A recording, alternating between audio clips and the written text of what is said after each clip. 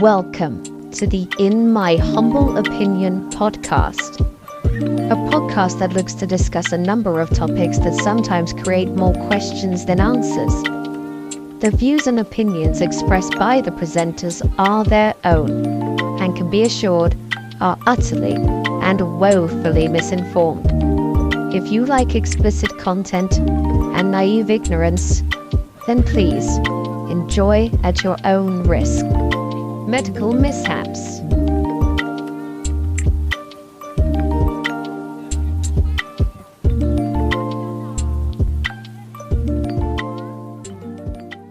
Hello. You're listening to the In My Humble Opinion podcast. Welcome back. Come in, friends, out of the cold. Pop off your wellies. Have a little sit down next to our opinion fire. My name is Paul. My name's Rob. I'm setting the scene, Rob, for today's episode. Is that like a border collie laying in front of the open fire? Of course there is. Old Rex. Rex. No, Yeah. That's not a border collie name. No. What's a border collie name then? Stuart? Yeah, all right then. Okay. Rex is like a big dog's name. Oh, okay. Like I was naming the dog, but I say big dog. Okay. Big dog. Yeah. He's a tiny border collie, Stuart. He's the podcast dog. So, he has his own opinions and grumbles about them quite often. Oh, Stuart. So Pretty racist. Do feel a bit there. Yeah. I'm not going to lie in that one. So today's episode, Rob, we're gonna be talking about something quite historical. Again, I know that we love our history on the pod. We love going into parts of the past, having a look through the pages of time, peeling back the flaps of history, peeking in, taking a swab of information, coming back out and just telling our audience what we found, what are the findings. A sniff, yeast. Yeah, usually that's the case. Yeah, you don't probe to find anything good, do you? You only probe if you know there's something bad there anyway. Absolutely. What are we going to prescribe for this? Some Caniston, maybe. Some canny for your veg. Some what was that cream? Fraxilax cream. Parallax cream. Parallax. Yeah, get some parallax on your hemis. We know that. It's a sensitive area, so it needs tender loving care. We're going to be looking at history, and there's going to be a specific part of history that we are going to be investigating with our keen eyes and sharp minds. And we're going to learn you. Yes, I'll learn you words, like teach me. So learn me, the thesaurus. learn me now. We're going to be looking at some medical mishaps. So parts of history where medicine may not have been able to explain or cure symptoms of this ill-gotten patient. We'll say, for example. Yeah, I'm in. You got me. Good. So I'm going to be telling you a few tales of woe in a medical sense, and we'll give our opinion, our medical opinion on that, because Rob and I are PhDs. Yeah. I've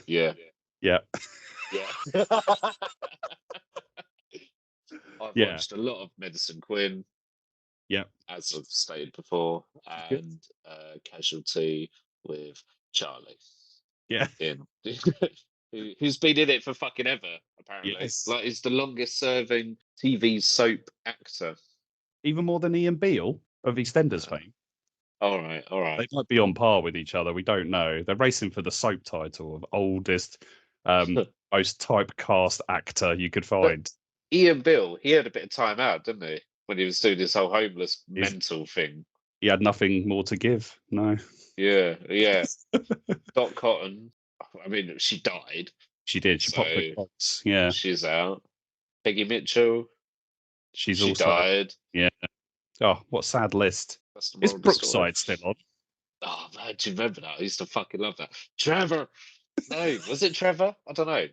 Brookside was about like the close in Liverpool, like the little cul-de-sac. Yeah. And there was the Brookside. Brookside, the close. in Liverpool called Brookside.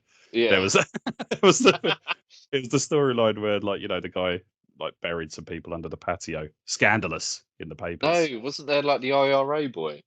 Oh, they could have been. I didn't really watch Yeah. it. I just said the name. We'll go into our first tale here. Okay. And much like the tales we've told before, they have a header. They got a title to such a tale. And this one's called A Flaming Nuisance. Please tell me it's Australian. Okay. A flaming nuisance. Flaming hell. Halitosis. Okay. Nice. AKA bad breath. Is Yeah, here we go. an embarrassing condition, but rarely a dangerous one. So we know it's a smelly breath person. It could be fucking dangerous. Like, listen, I've been on the bus. Socially dangerous, yeah. Yeah, and there's been some bad times from bad breath on the bus. Yep. Like you're talking to somebody in the shop, you're like, can I purchase these 3 pencils and this butt plug, please? And they're like, yeah. Don't know where you got those pencils from. This is a sex shop. Yeah. And as they say that, you get a whiff of what they had for dinner, and you're like, what? Yeah. What did you eat? Baby shit? Yeah, there you go. That's nutty. Tang to that. What baby shit? I'm going to take this butt plug and leave, sir. Thank you. Here's my money. Yeah. The change is I'm melting. ordering of love honey next time. I'm not coming into your shop. I was trying to promote the high street, bring back business, but you can keep that. But yeah, halitosis, not good. It's quite embarrassing. This tale tells of a man who lived in 1886, and he was Glaswegian. Yeah, he doesn't have a name, so we can name him Rab. Yeah. Or like Rab C. Nesbitt. I mean, really pigeonholing that Scottish character there, I guess. All right, then. All right. I don't know. Another random Scottish name. William. Willie. Okay, right. Willie. Willie. Willie. Okay. Okay, yeah. Willie had been suffering from smelly breath for about a month and started to develop a new symptom. Oh. So, waking up in the middle of the night, back in 1886, you got your candle on, you're fresh Right. your candle on, it's all right, but he's got to find where the candle is. Yeah, So he struck a match to have a look. So he could plod over to the candle, light it, just check the time. He's like, always 3 o'clock I wake up and I've got to do a wee. When you reach that certain age. Yeah. He struck the match. When he attempted to blow it out, because he'd finished with his lighting of the candle, etc., he blew out his breath, and the match ignited. His breath What the ignited, fuck? causing a tremendous explosion. Hang on. How? So he's lit a match. He's like, I've done What my did he business. have in his mouth? Gingivitis. So he's blew it out, and he's just caused some Nakatami Plaza explosion and in the basement. Like something out of Backdraft. Yes. I used to love that film. Oh, It's a great such film. A great film. Yeah. His dad was a fucking dog. I know. Dirty boy. Yeah. Not Didn't good he one. try to fuck his son's missus? In the film? Yeah. I think he was after her, yeah. Yeah. Was there a I little think bit of rape in there was there, some. or- I don't know. Well, this is Backdraft and the 90s. Yeah. Every storyline had to have it. Like, other films like Showgirls, Dr. Dolittle. Yeah. Flubber. Flubber, Beat the Clubs. It was horrific. It's a disgusting scene. So he blew out this can match. Yep. And he created a fire. Yeah. Tremendous His explosion. breath. Yep. Fuck, man. Like, what's that? It's got to be like methane related, or like. Possibly. His wife woke up immediately, and she found her husband still in the kitchen. He was okay, but he was literally burping fire like a dyspeptic dragon. Yeah, it's like little fireballs Like a coming out. dragon with hiccups. Yeah, how to train a dragon 4? The man in the kitchen. Oh, it's called Hiccup as well. He is as well. Yeah. Yeah. God, it So ties in. there's your link. Thanks. History. DreamWorks. Yep. Where are you? You're listening to us. So Willie right? Burpy old Willie. Right? Imagine if your dick burps. God, just imagine. Like, shh, I'm in public. Stop that. No. Sorry, I'm a bit gassy. On a date, and they're like, we've had dinner, I'm taking her home. We have a little kiss. It's like, sorry, my penis burped. Oh, a bit of acid reflux. Yeah, sorry, shouldn't have had the chili option. Can I come in for a shit? Out my dick. It's really painful, and it needs what a weird body these people have. Anyway, Willie's gone to the doctor, and the doctor's like, I've never heard of anything like this. and at first nobody knew what could have caused this unusual phenomenon. Yeah. But it was passed through medical areas. Right. And another Scottish physician, Yeah. Dr. James McNaught, encountered a patient, much like Willie, who was so badly affected by combustible belches that he had to give up smoking for fear of setting his house on fire. What the fuck? How have I never heard about this? I know, right? How have I never heard about this? It seems quite common up north. Is it Iron Brew? Could be. Bucksfast? Yep, probably that. Which one? Is it... Battered Haggis? sausages. I don't know. Battered sausages? I mean, to be affected so much that you're going to have to give up cigarettes up in Scotland, that's a death sentence. Yeah. I'm No. doing what I love. Smoking. Yeah, I mean, I You don't know, smoke. Well, I The do. doctor's like, you've got to give up smoking. And then the guy's just like, Never. I'll die before I give up. but the smoke's on the way out. The doctor's like, You may take my clapping life, slowly. but you'll never take my ciggies. yes! You never have me burn me last one, boy. That's just no need for that. Sorry. Anyway, Dr. McNaught, he was zoned in on this. He wanted to analyse, what was going on. So he chucked a tube down the guy's throat. Probably not chucked it down there, What but more a- medical. Yeah, stand there with your mouth open. I'll take a run up, and then popped it down there. Wanted to see what was going on. He discovered an obstruction in the bowel was causing the man's stomach contents to ferment, Oh, fuck off. and much as you have predicted earlier on, had Right. been causing large quantities of flammable methane. Oh, no. Like a fucking cow. Yep. That's So- mental. Yep. Fermented shit in your stomach coming out of your mouth hole. What? Yeah. Halitosis. Thanks. So, although potentially Was hazardous, there a cure for it? Did he get here we cured? go. Oh, Potentially nice. hazardous, this condition served as an amusing party trick. So, in the 1930s, one sufferer tried to light a cigarette while playing a game of bridge, but found himself overwhelmed by the urge to belch. As one medical journal reported, Being in the presence of company, he attempted to do this discreetly through his nose. He electrified his associates by producing 2 fan-shaped flames from his nostrils. I would kill to be able to do that. that's so good. Have you seen it's- my little drinking trick with Sambuca? No, I don't think we've gone that far to do sambucas. It's usually some kind of soft ale and a nice Right. night. No, I put Sambuca in my mouth, hold it in there, swill it about, put my head back, thus way, with a lighter in hand, light it, but in my mouth, and you get. I'll send you a video. I've got loads of them. I don't do Excellent. anyone. Yeah, Okay. and that's really cool. I'm well cool when I do that. So I'd love That's to an be able to- opinion, isn't it? well, yeah. But In I'd your love to mind- be able to In fucking. your mind, you're like, you're standing in the middle of loads of people. They're all circled around you. You've got a cool leather cap Yeah, and a they're full like, hair. go Robbie, go Robbie. Like that. Yeah, It's like, they're yeah. fucking. Listen, I don't do it for me. I do it for them. I do it for the audience. But normally, people gather around. They're like, "Oh, is there someone crouched down in the middle there?" And I'm like, "I'm not crouching." But anyway, the finding is that it was an abundance of methane in these particular people. So it is Hmm. something with an obstruction in the bowel causing the fermentation of bits they've eaten. And you leave it long enough, you'll be able to blow fire out your nose like Puff the Magic Dragon. Doing it. I'm never eating brown fibre again.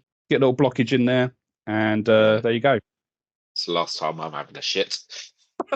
So we'll move on to another one here. So we're going to go back to 1799. You know, it was a lovely time in 1799. I'm a Celebrity started. You know, it was all new, and you know, the format wasn't worn down by then. Is Joe Pasquale in it?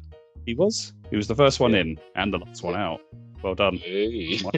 Everyone loved Panda Pops. I was all drinking them in 1799. They were really good. Like 12p. 12p. Happy days. People running with fun snaps, chucking them at your shoes. So you don't. Yes.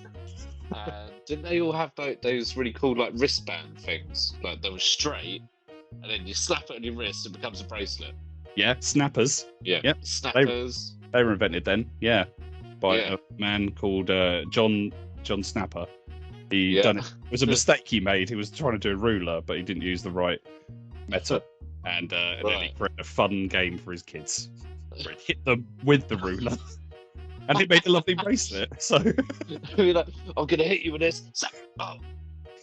Right, stand still. Let me straighten it out again. Come here. And then here we go. Come here, you. Okay. Well, have fun. Dad, my wrist is broken now. Shut up. Product testing. Yeah, 1799, and there was a 23-year-old American sailor called John Cummings. Right, happy days. He went ashore for a night out with his shipmates. He is a couple of seamen on board here. Yeah, clear the decks. The lads are in town, right? They pulled in at the French port of Le Havre, and the group watched a conjurer entertain. French? Sounds like Spanish. They went to the French port of Le Havre. Right? Yeah, I mean you make it sound Spanish. Okay, they went to a French port. They went to a French port, and the group watched a conjurer entertain a large audience by pretending to swallow clasp knives. So little tiny knives. You know, like the ones that, you know, if you're a rogue in some kind of game, like have on a bandolier, perhaps. Yeah, that's right. And quick, you know, those ones. Yeah, I see what you're saying. Whip. Like an Eastern European shuriken. Yeah, absolutely. Yeah. You know, we had it over here too, Japan. So later that evening, Cummings, who was now very, very drunk on any French wine he could get his dirty little sailor mouth around, boasted that he could swallow knives as well as a Frenchman. Whoa! Yeah, he's bringing it in. Cheered on by his friends, the reckless sailor put his penknife in his mouth and he gave it a little swallow. Down it went. Why are these fucking people doing this shit? Alcohol. Why? Oh man, I despair. When one spectator asked how many he could manage at once, Cummings replied, "All the knives aboard the ship." What? And then he punched 3 more. What, pocket knives? Yeah. What, is this like a, I don't know, was this like a Swiss Army knife cargo ship? How many of them are there? Like, I'm not being funny. If you like, Has anyone got a pen? Anyone got a pen? No, you haven't got a pen. like this place is like there are pens and knives everywhere. Pens Customs, and knives. like pens and knives. But They're you not know what I mean? knives, they're pens and knives. You've got Pens the, and you've got the knives. manifest wrong. Yeah. Where was customs? Like, what's going on there? They're in France. I can't get through an airport with a fucking vape, let alone like. Yeah, but you know, if you went to France on a school trip, you came back with porno cards. Oh man, actually, yeah. Did you come that day? We went there to school on a school trip. I came back with fucking like firework bomb things, porn cards, a clicker pen with tits and shit on it. I've never. Oh yeah, the old day. like turn the pen round and the clothes fall off the lady. Yeah. Like, oh, hello. It's a bosom and Oh. the beaver. And a beaver. Hello there. Yeah. Yeah, I very much enjoyed solitaire with those cards. So yeah, he's swallowing knives and he's loving it. And although it was an impressive feat, it was an idiotic one. Although Cummings did not attempt any additional knife swallowing for the following 6 years, after that one drunken night in France, it became his party piece after he gave a repeat performance to a group of sailors 6 years later. Right. What, he just waited 6 years? It's like, Check it out. I remember something I did a little while ago. got a knife on you, right? Put a little bit of salt and pepper on the top of it, like, down it went. Salt Bay. Salt Bay the knife. Salt Bay your pocket knife. Oh my God. Do you like lube it up or anything? No, just went in. So the second time that he did it, was he pissed again or? Yeah. Right, yeah. Right, there you go. So, I mean, He fell off the wagon, didn't he? He did, yeah. He had a few cheeky cervezas. I don't know where he Yeah. was this time. Maybe even Spain. I don't know, because I'm using the word cerveza. And then, yeah, he's munched up a few more. But it wasn't long until Cummings suffered ill effects from his unorthodox diet. And he was tormented by abdominal pain, cramps. Eating became more and more difficult, and he started to starve. Just couldn't eat. Right. Couldn't finish the forks he had for lunch. Couldn't, those door hinges for breakfast. Half a plate was eaten. He couldn't eat the whole lot. So he's looking at stapler in the office. He's like, Ma, there was a time. that would have been a nice little snack. I would have had you, but I can't. Could have had a Bravita bar. Instead, I ate a pack of Staples. Anyway, for Cummings, he died 3 years later after this long illness. And his doctors, who had not believed his knife-eating stories when he went along to the NHS GPs and said, "Oh, my stomach hurts so bad. I used to eat knives. What do you think it could be?" And they're like, I'm going to prescribe you some cognitive behaviour therapy. You have to wait 17 months and then you'll sort out. "Go away." Some therapy. Like, you fucking lunatic. You think your knives? Do you know what a knife is? Like, do you understand words? He's like, "Help me." And there's like a cartoon-shaped knife in his stomach that are poking through. He's like, "Oh," and they're like, "No, no." Like a metal detector? Like, do. Whoa. Take some Puritan and go to bed earlier. Have a little hot toddy. It was the 17 and 1800s, so probably they did do this.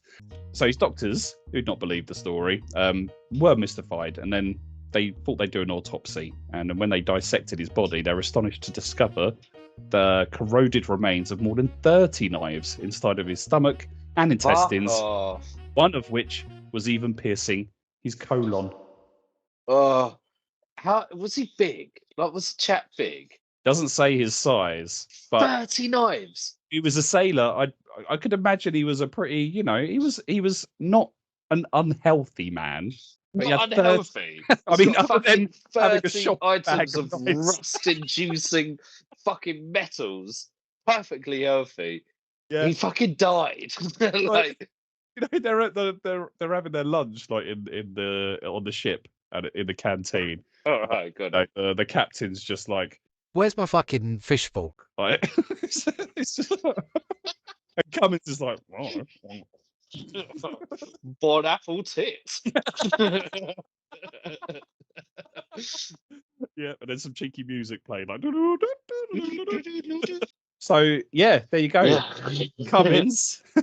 I had a similar thing when I was in primary school. I had a roll of, when you used to use pen and paper and used to put it in a file, and sometimes you'd accidentally rip the paper out the file, so you'd have to put a little like plastic circle. And stick it on, like the hole, so you like could a put it polo back. sticker thing. Yeah, it was like that. Yeah. I used to like eat them, so I'd have a roll of those, be like, "Yum." Right, go on. It's got a hole in it, so I don't know how I did this, but I chewed one. I got stuck in my throat, and I was choking, and nobody's around.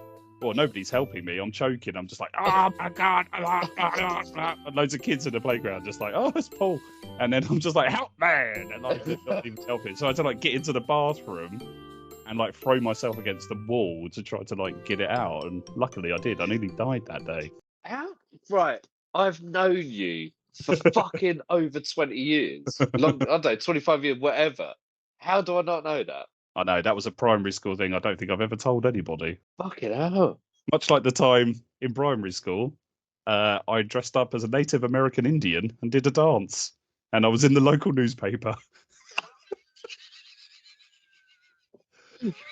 Did you? Cultural appropriation No. was right Did you? that day. Did you Did you wear tanning makeup or anything? No, I didn't. You know, I I didn't bet you face up. fucking did. No, but I did have a deer skin on Where did you get a and deer skin from? moccasins.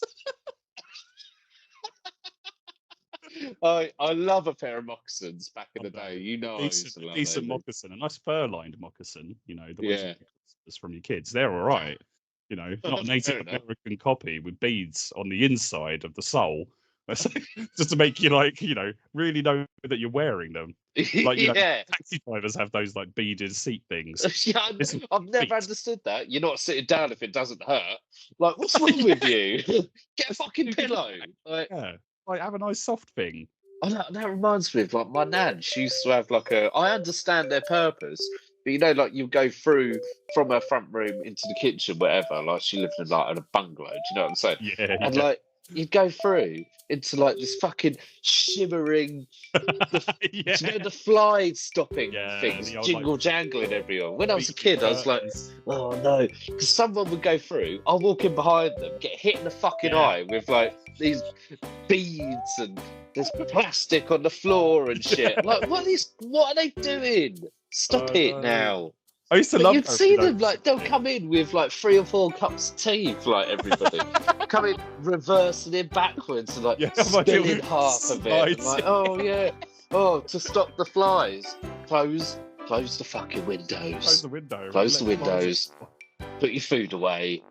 Stop it. There's loads of flies in the kitchen, but they're like, we can't go further. There's a bead barrier there. There's like loads of them. It's just like, you stay there. Take Yeah. your teeth through. You can't get through this. Exactly. You couldn't possibly get through here. No, never.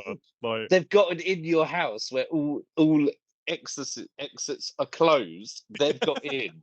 They can't get through that barrier. flies in everywhere. You could like, Yeah. you closed up. You're a hermit.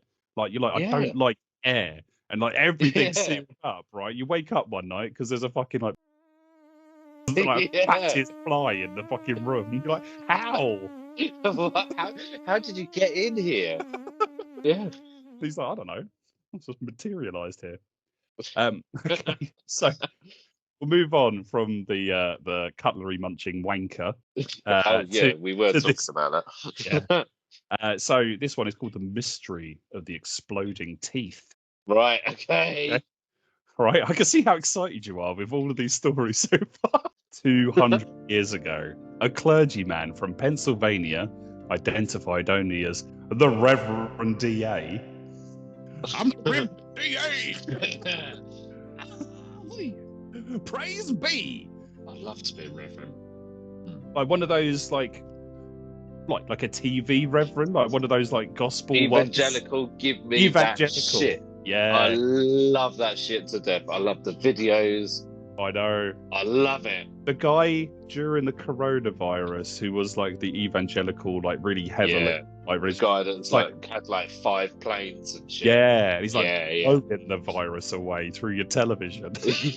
I remember. It's like, blow the demons Yeah. away. Blow. It's like blow it. No, everyone's wearing face masks because you're not supposed to breathe.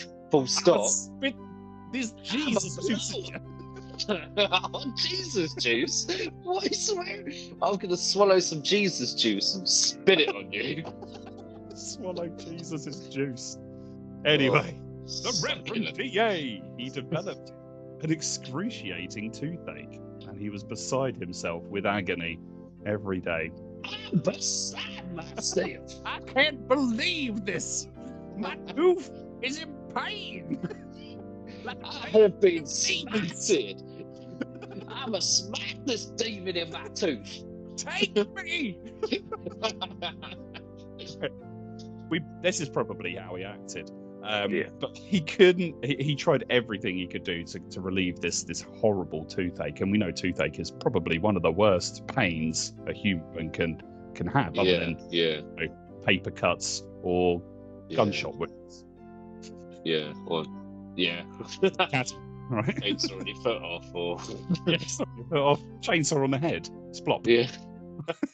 Did he try and like Paracetamol. He might have skipped over that actually. Right. Like, I've done everything. I've tickled a badger under the chin on a Sunday. I've done it all. he didn't toss off the donkey. That's the missing classic error. Yeah. Yeah. Should have get right on that ass. Bap, bap, bap, bap, bap.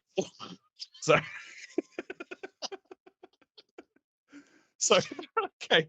He tried everything he could do to relieve the pain. Things like running up and down his garden like an enraged animal.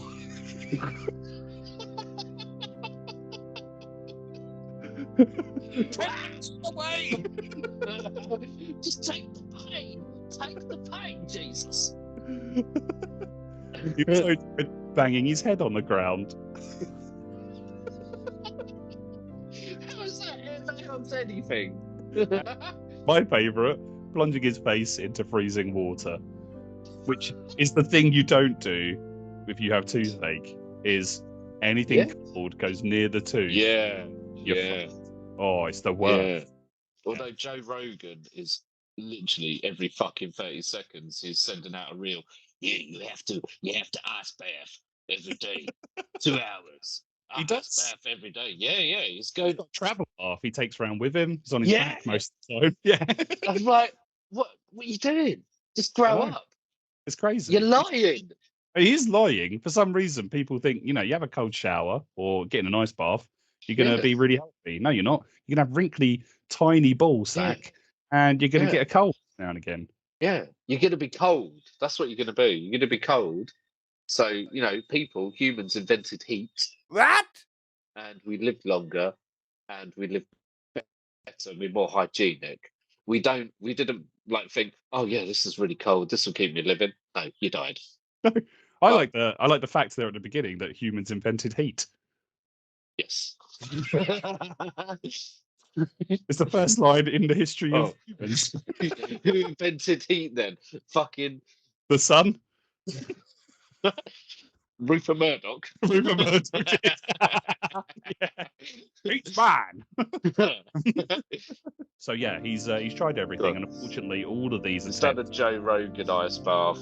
Yeah. He's eaten a Twix on Thursday. Yeah, run up and down the garden. It's not working. The poor man, he's in such pain. The following morning, the clergyman was pacing up and down his study, probably another one of his tactics, clutching his jaw, and then there was suddenly a sharp crack. It sounded like a pistol shot, and it burst through his tooth, and it blew it to fragments. But it gave him instant relief. Straight kapow. Tooth in pieces. The priest's exploding canine was the start of an epidemic of detonating dental cases. What, in the area? Yeah. All of which there was like a travelling salesman. Here's my tonic. Yeah, like the original Coca-Cola sellers. Yeah. Here's my tonic. If your wife ain't washing up quick, give her this. Want some more lead in your pencil? Try this. Are you only having daughters and you want a little boy? Try this. You're not having a menstruation? Lay down on the bed. Or if it was like, the religious, the reverends and the priests and all that shit that were getting this bad teeth issues, maybe like the choir boys were just putting gunpowder behind their foreskin or something. the little choir boys were like, I'm fed up of getting fucking diddled here. I'm gonna put some gunpowder down my jap side. So, right. So when I give him the hot, fiery, creamy water, and then it's just gonna blow his face off. That's obviously what happened. I'm taking Jesus' blood in my mouth. Give me that sweet chalky relief. It's like chewing a candy stick. Beside the church diddling children and stuff, we don't quite know what happened, but anyway, it was all started to be reported in a dental journal, striking with the headline "Explosion of Teeth with Audible Report." So that's like an audio book. yeah, Stephen Fry. Obviously. I beat you to it. Damn it. You were like, oh, Stephen Fry. Oh no, God. One young woman's toothache reportedly terminated with spectacular effect when a sore molar burst with such violence that it almost knocked her over.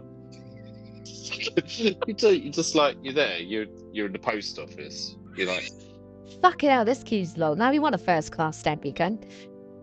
what's going on? Do you know what I mean? And then like you go bang.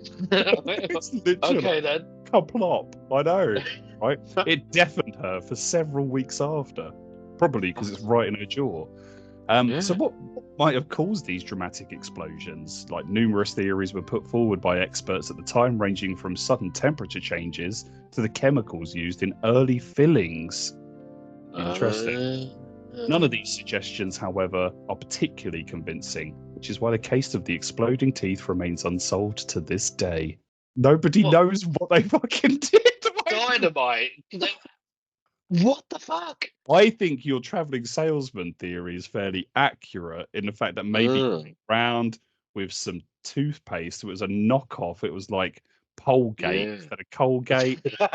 Instead of like fluoride in it, there was like genocide, C4 or whatever. It just had like C4, C12, C12, yeah, C12. What's the difference between C4 and C12? A number. Maybe one's more powerful, or maybe it depends on like the like little blocks. Maybe a C4 is 4 blocks, or a C12 is like 12 blocks. Oh, you know, like when you're doing Lego, you're like, oh, I need a 4x2. So God forbid anybody has exploding teeth, because Jesus. Although gave the Reverend some sweet release. So yeah, he was quite happy with that. I bet afterwards he was like, I prayed and I was cured. Jesus help me now. In an explosive manner. I was cured. We'll move on from dental disaster to something called the pigeon's rump cure. Okay. Right. All right, so doctors in the 19th century employed a wide range of bizarre remedies, but few strange as the one recommended by the German physician Carl Friedrich. I'm in. Yeah. The eminent specialist in childhood diseases, who's letting this person near children, by the way? Because it's bad, isn't it?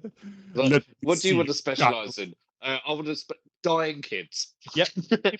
It'd be like, you could do something else, like like AIDS or any cholera. No, I'll have the dead kids, please, mate. That one. He looks sickly. Have a look at this. What have I got for you? Anyway, let's see what he does.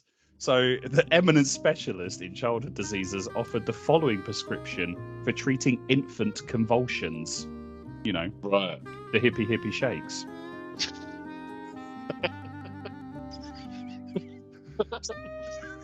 So, the physician Carl Friedrich, his name is actually Carl Friedrich Cannstatt. I didn't give his full name. Cannstatt? Yeah, so Carl Cannstatt.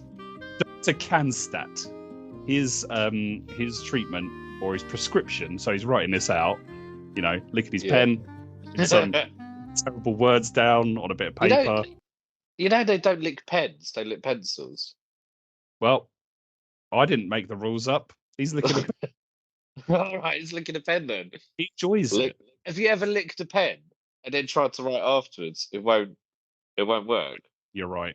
I mean, licking a pencil doesn't either. It just makes it all smudgy and wet. Yeah, but I don't make the rules, so... There are no rules to be made here. Sorry, go on. No rules with stationery. It's free. It's the Wild West.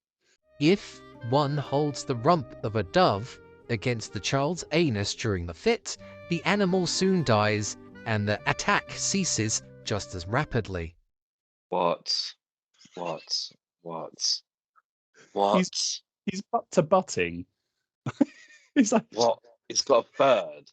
It's got a bird. A rat with wings. Yep. It's got a dove. I mean, a dove is like the princess pigeon. So listen, all birds are cunts. It doesn't matter what level of cunt it is. Like, no, you're getting a bird and you put it next to a child's arsehole. you're putting Whilst it's shaking. you're putting the rump of a dove, so the butt of the dove, on the child's anus. The original human centipede. Yep. Like that Lips I to mean. lips. So giving each other some little like butt kisses. Once the animal's Pucker up. dead, pucker up, Bubba. Once I'm the coming in. animal's dead, Once how the long are they animal's going to dead, stand there for? Right? The child is just like, I'm cured. Thanks, doctor. Just Yeah, but if you've got to wait for the animal to die, it's going to take years. just lives out his lifespan while you're holding it around the kid's arse. Yeah, like I the know, kid's 14. I know his age. He's now 53 and he's married. Yeah. He went to the wedding. You're holding a pigeon on his ass. The pictures were terrible. The pigeons had like the best life ever because they've just fed it and like, you know, kept it alive. And then when he passed, he felt like a part of himself passed. I know. The pigeon was the best man. He chose the shrimp, but they ran out, unfortunately. So Like we had Siamese twin kind of thing. almost like going that. on. It's like that. It's such a weird thing. I don't quite understand how this doctor devised the fact that. Man. Anyway, it was an eccentric idea, and curiously, Dr. Kanstadt wasn't the only medic who believed that it worked. What? So, when the director of the Children's Hospital in St. Petersburg, Dr. Weiss, was summoned to treat a dangerously ill child one night in August 1850, he had little success with conventional medicines. So, in desperation, he asked the parents of this ill child, who were desperate for this well-learned doctor to help their child, to get a pigeon.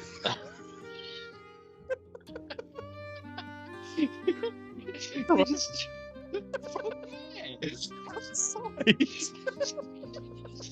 ever tried to like catch a fucking pigeon though? Oh, catch the pigeon. Catch the pigeon. Anyway, Dr. Weiss, after asking the parents this, had recorded in his medical journal. After the bird had been applied to the child's anus, it gasped for air several times, closed its eyes periodically, its feet twitched in spasms, and then it vomited. After that, the child made a miraculous recovery. No, that didn't happen. So, I mean, if you saw that, it seemed like the convulsions passed into the pigeon through the arsehole, and then the pigeon died. Like some kind of fucking exorcism into a bird. This is so strange. That man, well, he like owned a pet shop or something. Like, come on. It was like, fucking hell, I've got a lot of canaries in the cage here. They're getting on a bit. No one's fucking taking them. No one's rehoming these poor souls. Let's fucking do this. Do you have horrendous body odor? Rub a canary on there 6 times. Yeah. Fine. You smell like lavenders. Anyway, right? Germany, right? They're like, yeah, pigeon's arse, best cure in the world, right? The news of the pigeon's rump cure reached London and came in medical journals. It caused general hilarity. Because the London doctors were like, pigeons arseholes. not round here. You daft fuck. We dress up as pearly queens to cure cancer. You're using pigeons to cure that? Nah, give it a bit of Cockney rhyming slang. Oh, go on. Stand in the bow bells for 4 days. Don't worry, your leg will heal itself. Whack, whack, whack, whack, whack, whack. Have a couple of cockles, couple of jelly deals. You'll be right as rain. Have you tried rolling out the barrel?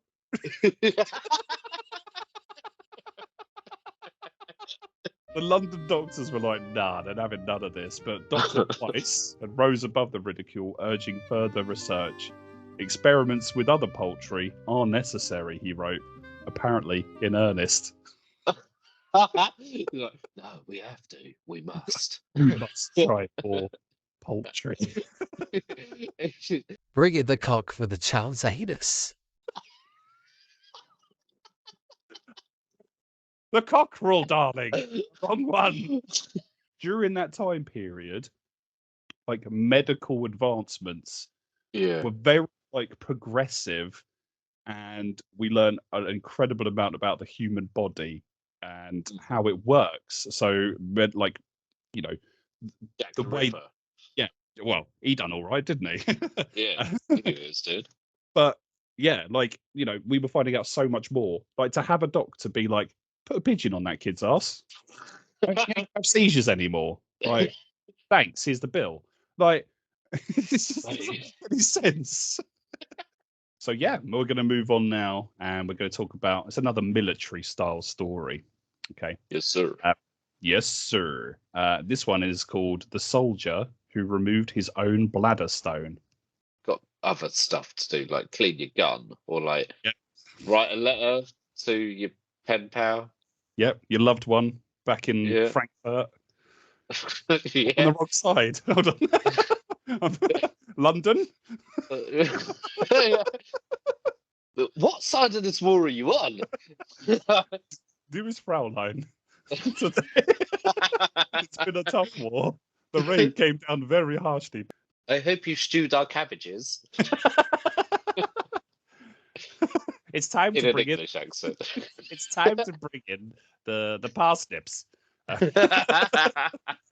If I remember rightly, it's rhubarb season. Colonel Claude Martin was an 18th century soldier who spent much of his life working for the British East India Company. Ah, right, yeah. You know the one? Oh, yeah, I do. They used to transport spices around the world and stuff. Correct, yeah. That's a historical fact, so well done. Cheers! I get a house point for that. So, as well as enjoying a successful military career, he also worked as a cartographer, which we know, like map maker, absolutely. Also, dipping into a bit of architecture and working on his own administration. Because of his multifaceted job description, he became the richest European in India and also built and flew the country's first hot air balloon. Nice. Nice one, Claude Martin. But what you may not know about Martin is that he was the first person to perform and undergo the medical procedure lithotripsy. Right, yeah. Okay. Do you know what that is? Is it something to do with mummification? No. It's not anything to do. Okay. Or werewolves. I don't know. Werewolves? Oh, yeah. God, it is, isn't it? Luckians. Whatever it is, okay. So when he developed the symptoms of a bladder stone in 1782, Martin decided against visiting a doctor, realizing that an operation to remove it would be excruciatingly painful. Obviously. Right. Instead, the plucky Frenchman Ooh la la. took matters Plucky? into his own jambons. Very good. Which is definitely not the French for hands. It's more like hams. Ham, I think, yeah. Into his own hams. Jambon, yeah. Okay, we'll keep that in. Right, yeah. Right, so Martin, being like the resourceful chap he is, he designed a special file made out of a roughened knitting needle set and set it in a whalebone handle. He then inserted this homemade instrument up his own urethra and into the bladder. Ouch! See? And then scraped the stone away, bit by bit. Oh, So he's gone from like, fucking God. This is excruciatingly painful. Right. You know, like when you have, like, when you go to the clap clinic and, like, you have it's different nowadays. Now all you have to do is piss. It's boring. It's not like cheating, basically. Yeah, but back in the day, you used to have like it was almost like a cocktail umbrella thing. Yep. You know, like, yeah, get one of them right down there, open it up, and fucking scrape that. Scrape it out. The guacamole and the fermented yeast, like all of the crap in there. Like, you know, they did it on me once. They pulled out like a bicycle. Yep. Whole shopping Like, trolley. Yeah. It was like they just drained off the River Thames. Like, yeah. So yeah, like he did that, and you know, if it wasn't bad enough already, the colonel then repeated this horrifying procedure as many as 12 times a day for 6 months. I believe he started to enjoy it a bit too much. How could you not? So, but persistence paid off for the Frenchman.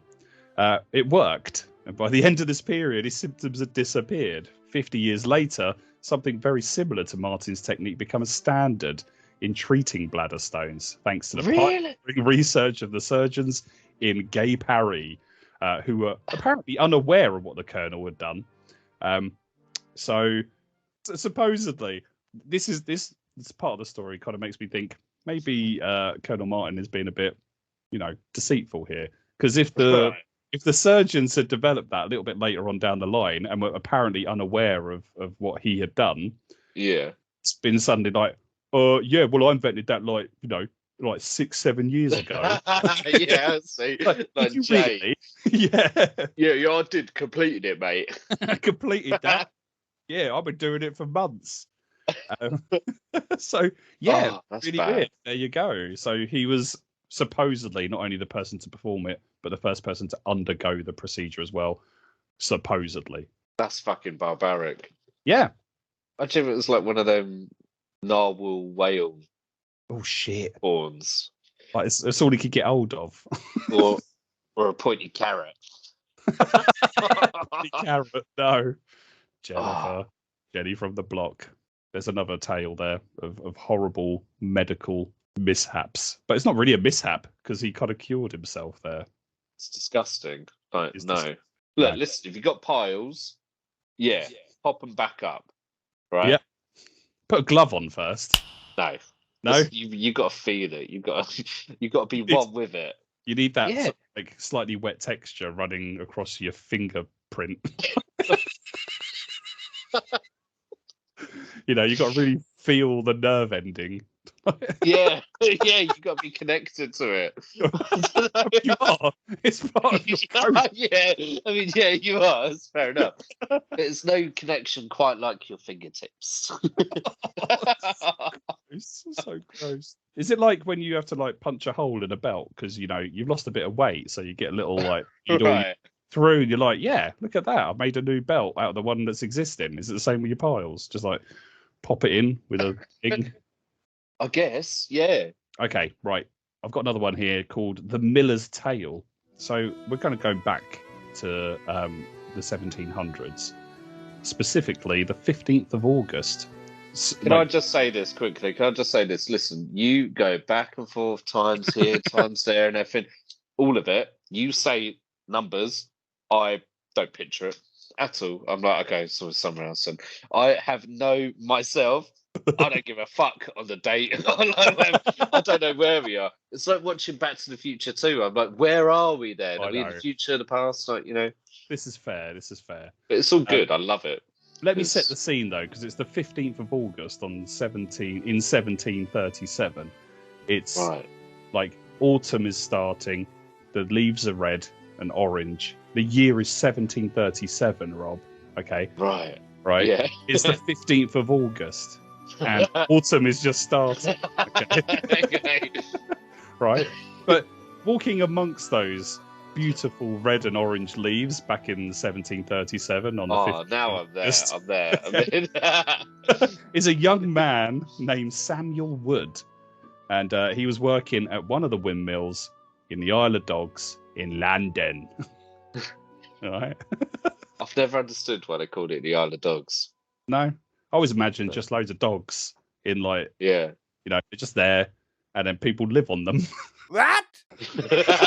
What, on the dogs? Yeah, like loads of dogs made out like an island made of dogs. On an island? Yeah, no, an island made of dogs where people live on top of them. Walking the cobbled streets of dog Could backs. be. I always thought it was like just a part of London where like, don't go down there. There's really fucking unfortunate looking women. That's probably more true than my explanation. That's the Isle of Dogs over there. All right, okay. Samuel was walking to the grain store to fetch another bag of corn. He carelessly left a rope trailing behind him. Silly. It's bobbing along the fallen leaves in autumn in 1737 on the 15th of August. Oh, up there. As he passed one of the great wooden wheels, the rope caught in its cogs, and before he knew what was happening, he had been lifted up in the air and then deposited unceremoniously upon thine floor. Okay. So he had a little spin. Right. Samuel, slightly embarrassed, dusted himself off, having a look around to see if anybody noticed, like you do when you trip over a bit of the curb. Yeah. He felt no pain, except for a tingling in his right shoulder, twinge almost, like, oof, ow. And he then caught a sight of an unexpected object tangled in the wheel. It was his arm. Fuck. Samuel then realised with horror that it was his own arm. It's my own one. My arm! It's my own arm. My own arm! Right? Samuel, like, oh my god, that's my arm. However, he displayed admirable composure and he managed to climb down a narrow ladder and then walk to the nearest house to raise an alarm. Because everyone's houses in the Isle of Dogs have alarm bells in them. I knew it. So that the police could I didn't know it at all. The police could all run in a line and go, ruh, ruh, ruh, ruh, ruh, ruh. What's going on here? Who needs a beating? Who needs a beating? Let me Is it those gangs in New York again? They've come over into London.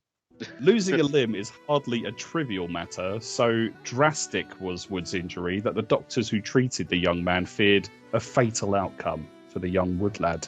Not woodlouse. That's like wood lad. But they found to their amazement that the arm had been ripped off so cleanly that their patient's life was not at all in danger.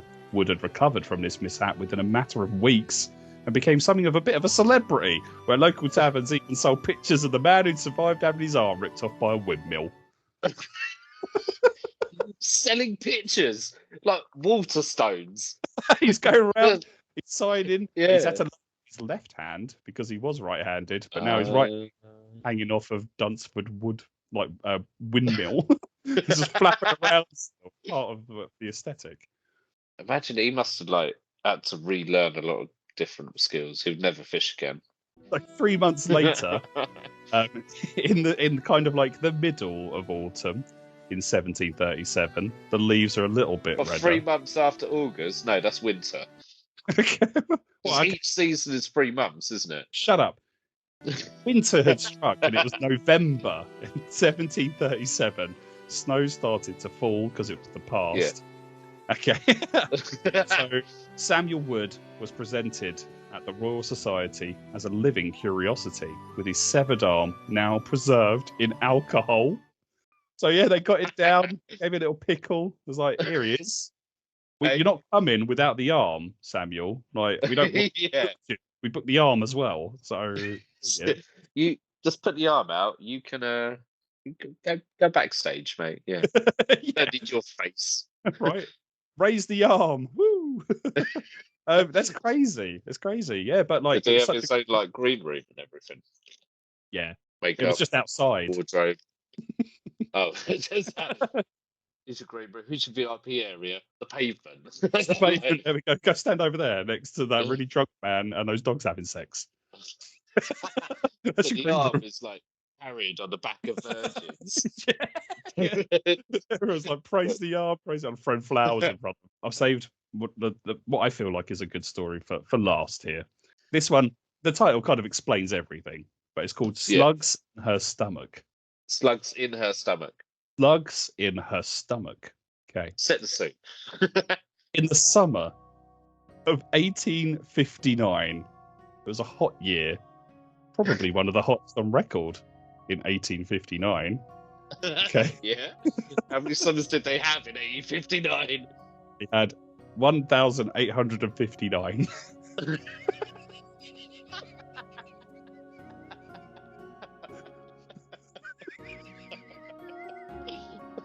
So that's quite a few. That's quite a few. I mean, yeah. A 12-year-old girl, we're going to stay within our nation's capital. So a 12-year-old girl from London, named Sarah Ann, began to complain of nausea. She was poorly. She felt a bit sicky. Her symptoms weren't serious, and her parents remain unconcerned, much like parents of the time, where they listen to their children and do nothing. Well, the mum was working the block, wasn't she? Yep. While the dad was out he was busy. Yeah. and knocking up others. Yeah. Drinking and having kids. They're busy. Yeah, of course, busy parents. Yeah. Until one afternoon, she vomited a large garden slug, described as alive and very active. How? This looked like something from a horror film. Right? Not the end for Sarah, though. Sarah Ann then threw up 7 more slugs of various sizes, but all alive. It was at this stage her parents are like, Better pay her some attention. and so, You're right, love. Oh, I thought it's Slugs in the house again. Don't get him on my freshly cleaned floors. you're always Take your cleaning mess the floor. outside. I can't. Yeah. So yeah, like they decided then to take her to see, a doctor. Asked if she'd eaten anything unusual, the girl told the doctor that she'd like to snack on some lettuce from the garden. That's a bit peckish. Yeah, I'll have a lettuce. Going outside. Well, can I have this bag of lettuce? Mum's like, get a baby bell down here. She's like, no.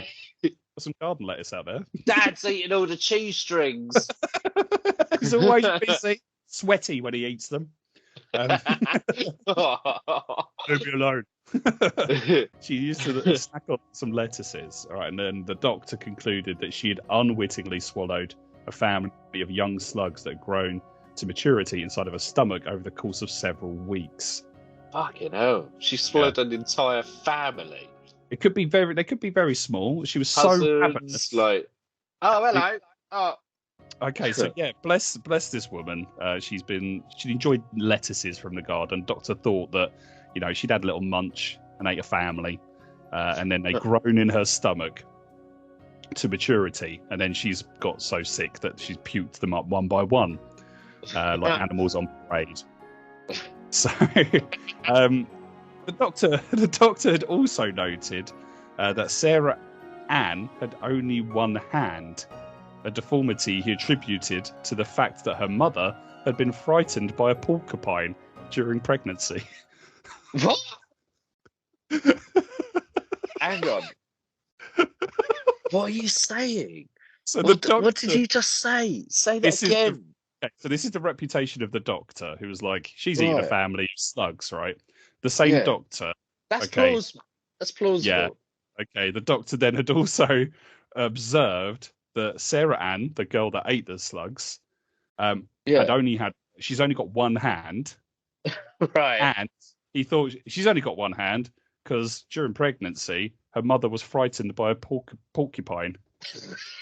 How many porcupines are roaming the streets of London? They're out there, they're like, boo, and like to pregnant women. And they're like, oh, what are you looking at? Oh, lurking down alleyways. Don't you come down here. turn around. That's fucking mental. I mean, this draws his expertise into some question. So, yeah, the slug seemed like an unlikely story, but I feel like it's quite plausible. I think it's quite likely, yeah. But some experts suggested that the girl must be faking it. Can slugs live in a human stomach? Asked a headline in the Lancet, which is a local London rag at the time. Gossip, scandal. Professor J.C. Dalton, a professor of physiology from New York, who got wind of the story, decided to find out the answer. On the wind was like, slugs in a woman. Across the Atlantic. Heard it out the window, like, yep. Yeah. Can you ever hear it in the wind? The Pocahontas song. I don't know. Wind in the Willows or something. Was it the wind? Colours of the Wind? Colours of the Wind. There you go. Wind in the Willows. Yep, that's the one. I love that song. Yeah. Raccoon sung it. Yeah, that's the one. Yeah. Anyway, I fucking love that. Yeah. Professor Dalton was leaning out of his window, smoking his pipe, and he heard tale on the wind and the willows of some girl being sick slugs in London. So he decided to find out the answer, and he performed extensive tests, which entailed dunking live slugs into stomach acid to see what would happen. And the creatures all died within a matter of minutes and were completely digested several hours later. So the professor concluded, reasonably enough, that no slugs could live in the human stomach. I see. So that's proper evidence. That's proper testing there. So what the fuck was going on? Well, like as we mentioned before about the was it the Conjuring or whatever it was? Yeah. About the girls faking it. Yeah. Something going on there. Now, maybe she was like, I'm fed up on my parents not being around. Yep. I've already got one hand, so I should be getting some fucking attention. How can I step it up a bit? Slugs. Have a couple of slugs.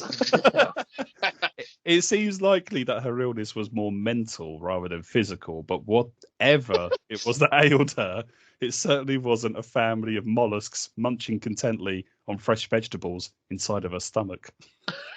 That would put you off your 5 a day, wouldn't it? It would. No, I'll have 1 a day, please. No.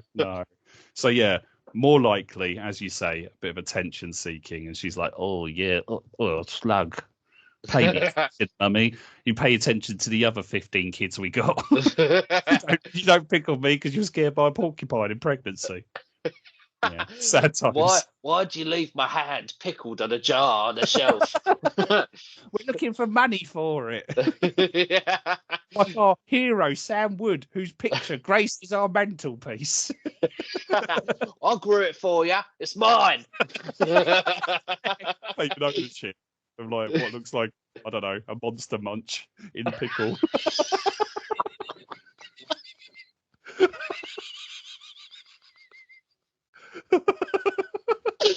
Oh my god! That's your hand, my Fucking love. pickled onion. Totally. Pickled So yeah, shit. Oh. There you go. So we have there our medical mishaps from history past. I hope you've learned a lot. I hope the key thing you take away from this episode, Rob, is to pay attention to the time and date of things. Yeah, that would help. Yeah, it sets the scene perfectly. Yeah, because if you just take the story for what it is, you forget about the actual historical idiocies of the past. Yeah, it's true. Yeah, unless you live in 2009, where you think devils crawled across your roof. Yeah, bloody devils. Say it again, Charlie. So, thank you very much for informing me. I appreciate it greatly. I am now learned. You are learned. I learned you. Yeah, thanks. Happy days. So yeah, that's our episode. Thank you for listening. Appreciate your time and patience by letting us chat in your ear holes about some of the books that we love to talk about. We will be back next week, and next week is going to be a bit of a special episode. We're going to reprise our pilot episode and talk about Yeah, we're gonna do a rerun. It's almost like a rerun, maybe like what is it? Like a remaster. It's a remaster. Yeah, is it a remake completely, or is it a remaster? What we remastering the old? That's a remake. It's a remake, isn't it? It's like Final Fantasy VII, the remake. It's just another episode. It's just another episode because we're running out of ideas, so we're going to go back to the No. It's like we love the episode, but we just want to redo it again, don't we? We do, yeah. And we're going to redo it to make it funny. No, we love that episode, and if you do listen to that episode, thank you very much for wasting an hour and a half of your own time. Yeah. But in the first episode, you do find out about me and Rob quite personally and some of our fears. Yeah. So we may touch back on those again, but we may just go through ghosts in general. So please join us next week to find out what the fuck we're going to do with that. So be very interested. If you want to find out more about the pod, you can check out our TikTok at In My Humble Opinions podcast. Just search that. No dances on there. No interesting TikTok stuff. Just funny shit. You see our faces, and you can have a laugh. We're not going to tell you how to be billionaires while working harder than everyone else. Like, no. Secrets to cryptocurrency, side hustles. No, we don't. No. It's just the podcast. So you can also contact us and join our community on Instagram at humbleopinions_podcast. You can have a view on there. You can contact me and Rob directly. We love your messages. Thank you very much. And we're also on YouTube as well. So if you just search In My Humble Opinion Pod on YouTube, you will be able to view the full episodes. Not the video, unfortunately, but I've made a little animation, so you can view that instead. Yeah.